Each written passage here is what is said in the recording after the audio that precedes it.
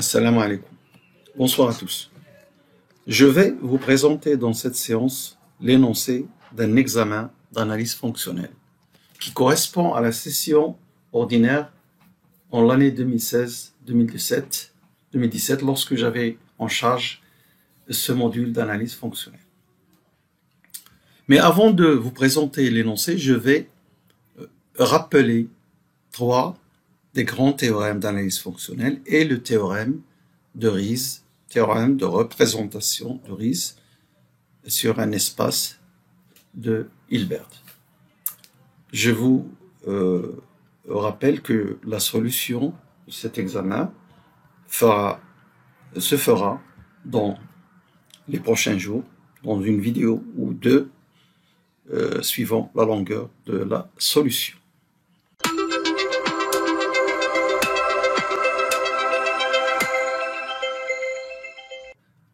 Le théorème d'isomorphisme de Banach. Lorsque vous avez deux espaces de Banach et T un opérateur linéaire continu, bijectif, une application linéaire continue bijective, alors ce théorème dit que sous ces hypothèses, T-1 est linéaire et continu. Autrement dit, T est un isomorphisme de E sur F. Un isomorphisme, ça veut dire linéarité, continuité, bijection, même chose pour T-1, il est linéaire continu et bijectif. Lorsque T est linéaire, T-1 est linéaire aussi. Ça, c'est question d'algèbre. Mais lorsque T est bijectif, ce n'est pas forcément, T-1 n'est pas forcément bijectif. Alors, les hypothèses sont très importantes. E et F, deux espaces de Banach. Un autre théorème que nous allons pouvoir utiliser dans cet examen, dont l'énoncé va être présenté après. Donc, un autre théorème d'analyse fonctionnelle que je vais rappeler, c'est le théorème du graphe fermé. Alors, comme son nom l'indique, il parle du graphe fermé. Lorsque vous avez T une application linéaire,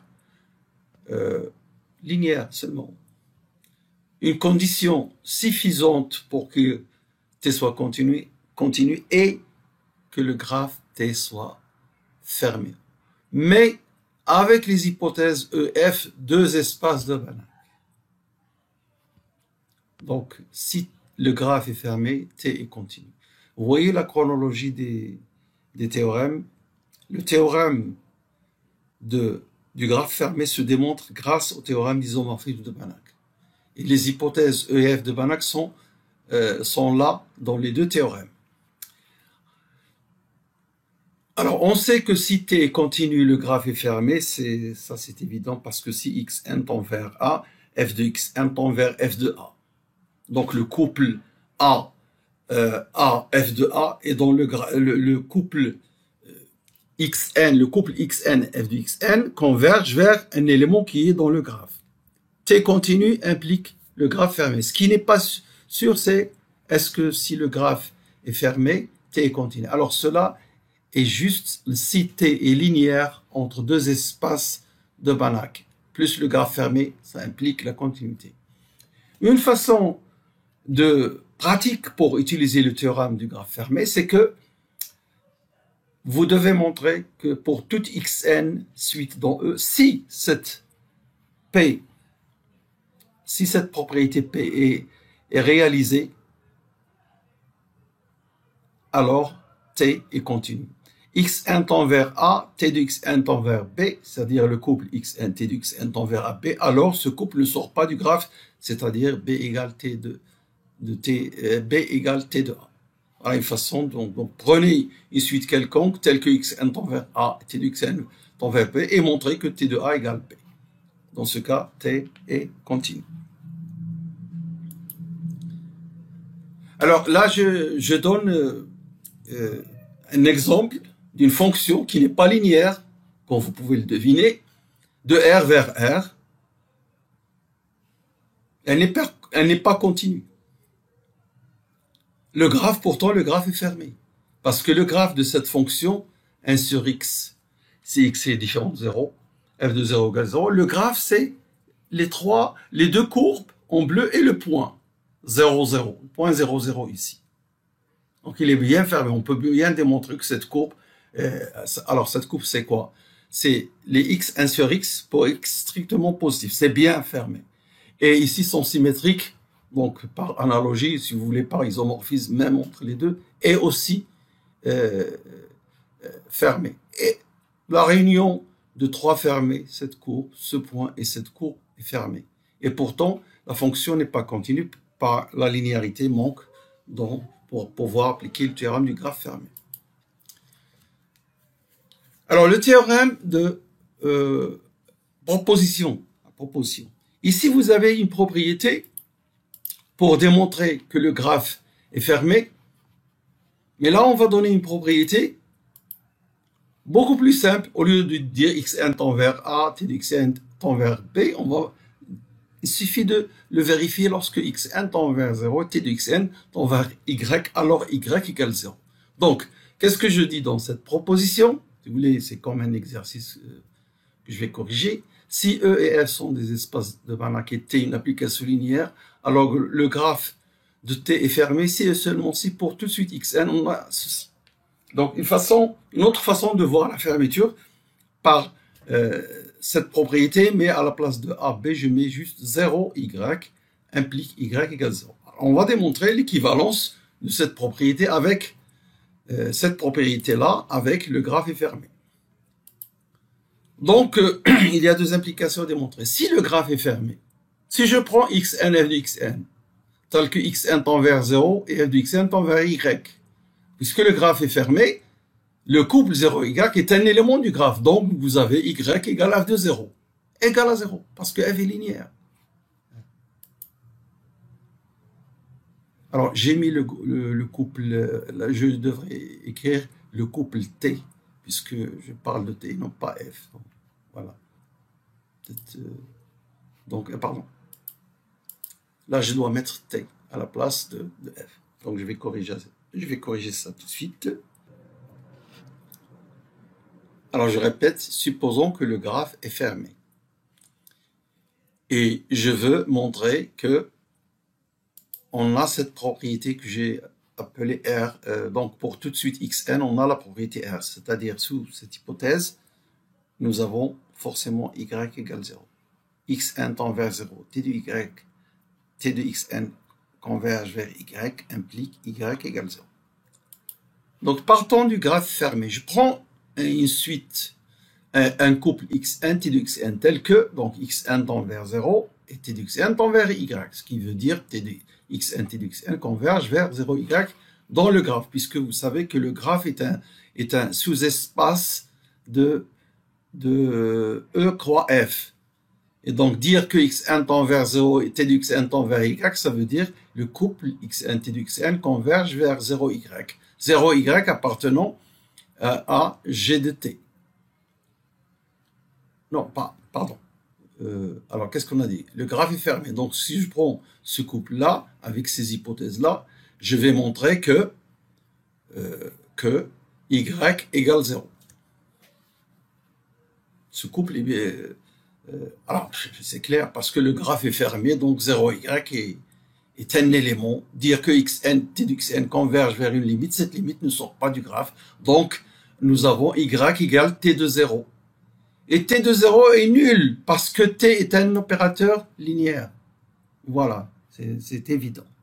Bon, l'implication dans l'autre sens, un peu moins évidente. Donc, on suppose que ceci est vrai. Pour toute suite xn, nous avons cette implication.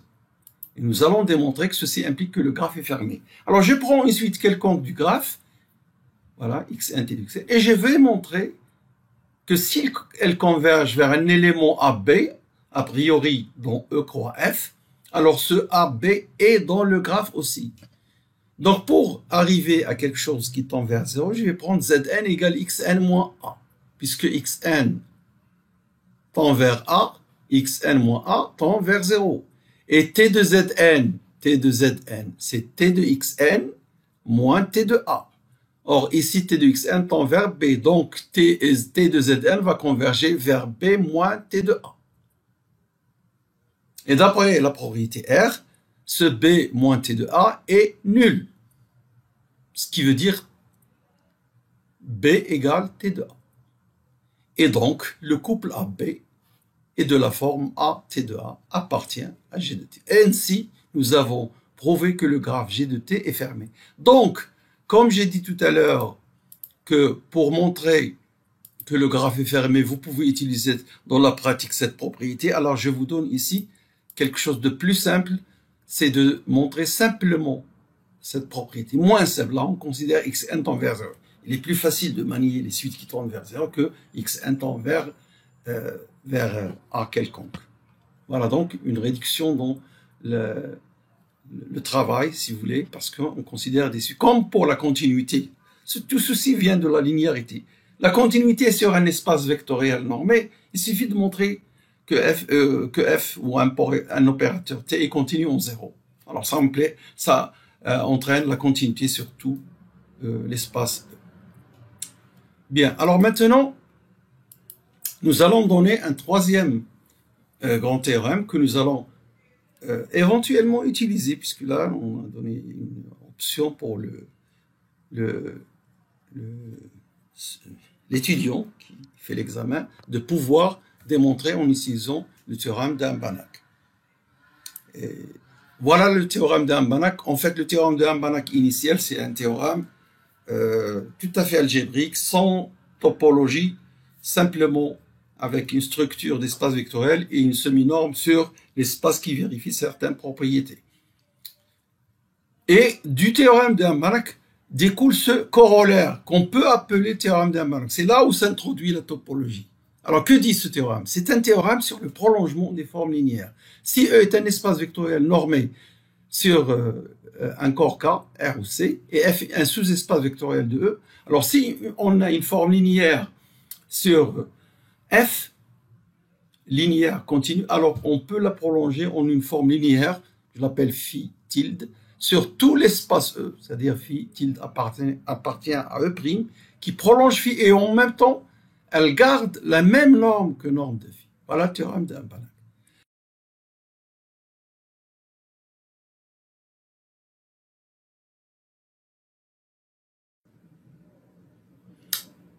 Alors maintenant, nous allons rappeler le théorème de Riesz, qui ne fait pas partie des théorèmes, des grands théorèmes d'analyse fonctionnelle, mais c'est un théorème très important dans le cas des espaces de Hilbert. Alors ce théorème de représentation de Riesz, à ne pas confondre avec l'autre théorème de Riesz, si H est un espace de Hilbert, toutes les formes linéaires sur H sont connues d'une manière unique. Toutes elles ont la forme. Donc si f est une forme linéaire, elle est de la forme f de x égale xa, quel que soit x appartenant à A, pour A fixé qui dépend de f. Donc pour chaque f forme linéaire, il existe un A dépendant de f, tel que l'on est cette écriture.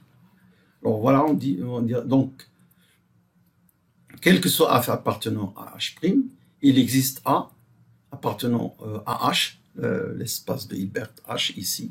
Je m'excuse, j'ai mis un petit H ici, c'est un grand H.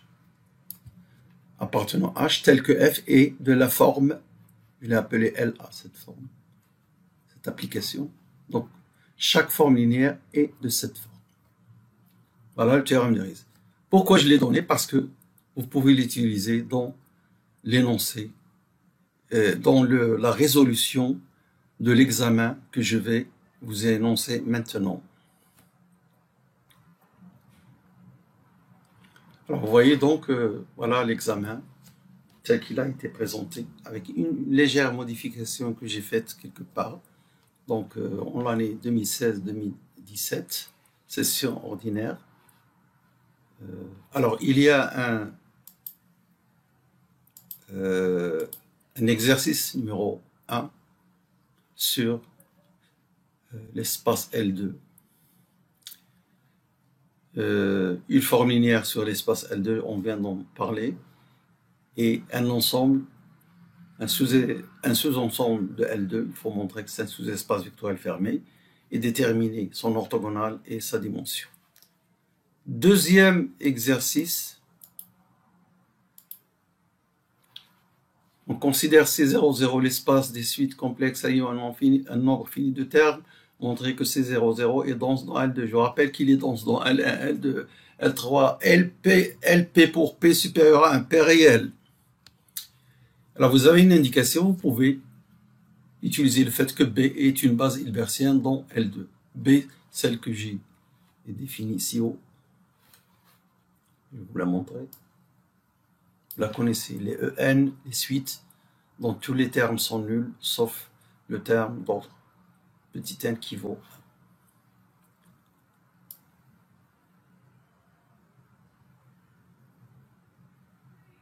1. Ensuite, on considère une application de C00 vers C. Alors ici, on considère C00 comme sous-espace de L2. Donc, il hérite de la norme 2 que nous connaissons sur L2 qui est issue du produit scalaire. Alors, montrer que cette application L est bien définie. J'ai dit qu'elle est linéaire, donc vous n'avez pas besoin de le remontrer, et montrer qu'elle n'est pas continue. Alors, une indication, ce n'est pas la seule méthode pour faire la deuxième question. Vous pouvez utiliser un corollaire, le théorème de Banach que j'ai cité tout à l'heure. Alors, troisième exercice, pas tout de suite, troisième exercice, donc troisième exercice, doucement pour défiler l'écran. Voilà, on considère l'espace des fonctions continues de 0,1 vers R. Donc ça, c'est un espace vectoriel sur R. Et il est connu pour sa norme l'infini. Ce n'est pas la seule norme que nous avons sur cet espace, mais c'est une norme qui rend l'espace E avec cette norme un espace de Banach. Donc il est complet pour cette norme, pas pour une autre norme que nous avons étudiée aussi, la norme de l'intégrale de module de F.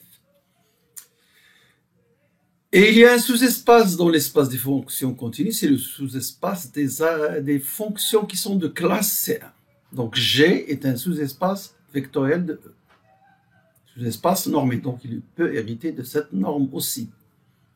Alors, je rappelle que E est un espace de Banach pour la norme que je viens de citer. C'est un espace de Banach. Et je considère T, l'opérateur linéaire de E dans E, qui, à F, fait correspondre grand F, qui n'est autre que sa primitive qui s'annule au point 0. Alors, montrez que T est continu, injectif et calculer norme de T. Donc ça, c'est une application linéaire. La linéarité, je l'annonce, donc on ne peut pas la montrer. Ça vient de la linéarité de l'intégrale aussi. Déterminer l'espace image R de T, c'est-à-dire déterminer toutes les fonctions qui peuvent être dans G, image d'un élément de E par cet opérateur linéaire T. Déterminer explicitement l'opérateur T-1, c'est-à-dire pour G dans R de T, dire qu'est-ce que c'est que son antécédent. Quel est le G tel que T de G est égal, si vous prenez G ici, quel est le F qui réalise T de F égale G. La fonction réciproque, il faut la déterminer explicitement. Après avoir fait cette question, que peut-on conclure?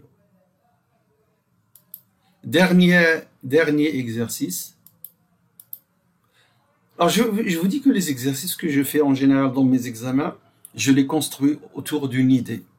Ne sont pas des exercices que je copier-coller. Bon, mais cet exercice-là, les premières questions 1, 2, 3, je les ai bien... les questions 1 et 2. Je l'ai bien trouvé cet exercice quelque part et j'ai ajouté cette troisième question qui n'a rien à voir, si vous voulez, avec 1 et 2. Alors là, de quoi il s'agit? Alors d'abord, c'est H ici, un espace de Hilbert. Et T un opérateur, une application linéaire qui vérifie cette propriété. A priori, on ne sait pas si elle est continuité. Cette propriété-là. Alors voilà, utilisez ce que je viens de vous énoncer dans le théorème du graphe fermé, cette proposition que j'ai solutionnée. Utilisez cette propriété pour montrer pour montrer donc 1A, cette inégalité, et après déduire grâce au théorème du graphe fermé que T est continu. Donc la deuxième question. Donc là, c'est une question intermédiaire. Et dans la deuxième question, on montre que T est continu. Donc si un opérateur va de H vers H, qui vérifie cette propriété, vous voyez qu'il y a un produit scalaire. On ne peut pas faire ça de Banach vers Banach. Donc cette propriété-là, s'il vérifie cette propriété-là, alors il est continu. Ensuite, moi, je propose une troisième question. Si S est un opérateur qui vérifie cette propriété-là, alors S est aussi continu. Donc vous avez bien compris, dans cet exercice, on utilise le théorème du graphe fermé.